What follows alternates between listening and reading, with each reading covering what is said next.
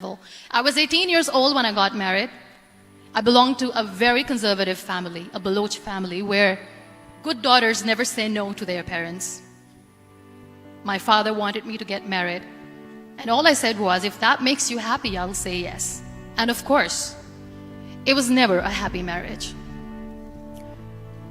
Just about after 2 years of getting married, about 9 years ago, I met a car accident. Somehow my husband fell asleep and the car fell in the ditch. He managed to jump out, saved himself. I'm happy for him. But I stayed inside the car and I sustained a lot of injuries. The list is a bit long. The wrist was fractured. Shoulder bone and collarbone were fractured. My whole rib cage got fractured. I couldn't breathe. But that injury that changed me and my life completely was the spine injury. Many people came to rescue. They gave me CPR. They dragged me out of the car. And while they were dragging me out, I got the complete transection of my spinal cord. Those 2.5 months in the hospital were dreadful. One day, doctor came to me and he said, well, I heard that you wanted to be an artist, but you ended up being a housewife. I have a bad news for you. You won't be able to paint again because your wrist and your arm are so deformed, you won't be able to hold a pen again. And I stayed quiet. Next day, doctor came to me and said, your spine injury is so bad, you won't be able to walk again. I took a deep breath and I said, it's all right. The next day, doctor came to me and said, because of your spine injury and the fixation that you have in your back, you won't be able to give birth to a child again. That day, I was devastated.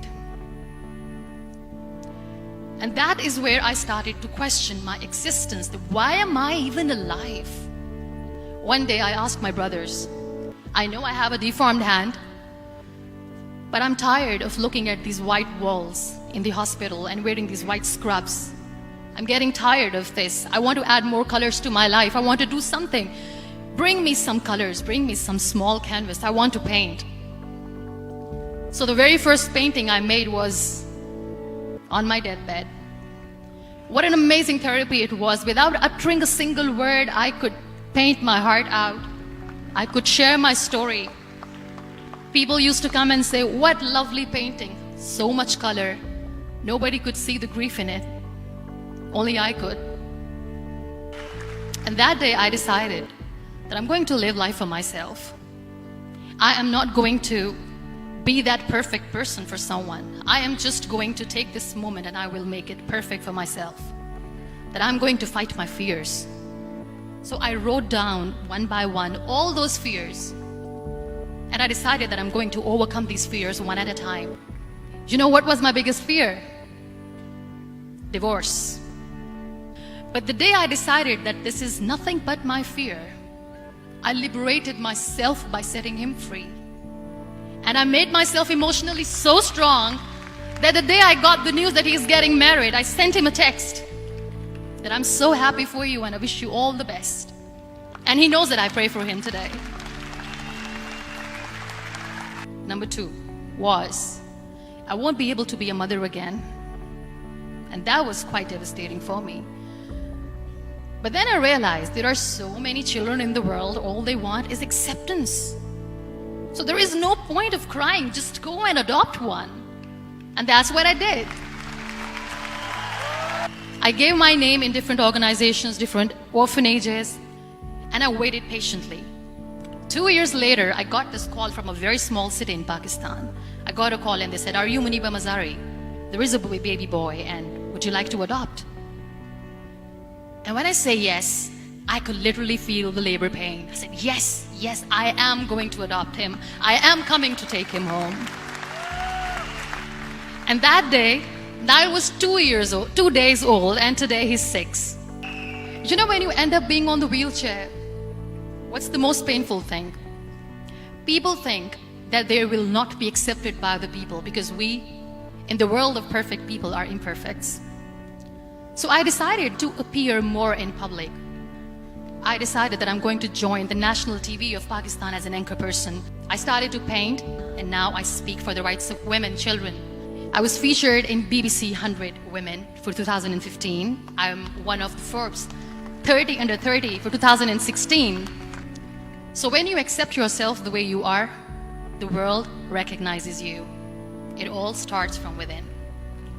We have this amazing fantasy about life. This is how things should work. This is my plan. It should go as per my plan. If that doesn't happen, we give up. I never wanted to be on the wheelchair. Never thought of being on the wheelchair. This life is a test and a trial, and tests are trials are never supposed to be easy. So when you're expecting ease from life, and life gives you lemons, then you make the lemonade, and then do not blame life for that. It is okay to be scared. It is okay to cry. Everything is okay, but giving up should not be an option. They always say that failure is not an option. Failure should be an option, because when you fail, you get up, and then you fail, and then you get up, and that keeps you going. That's how humans are strong.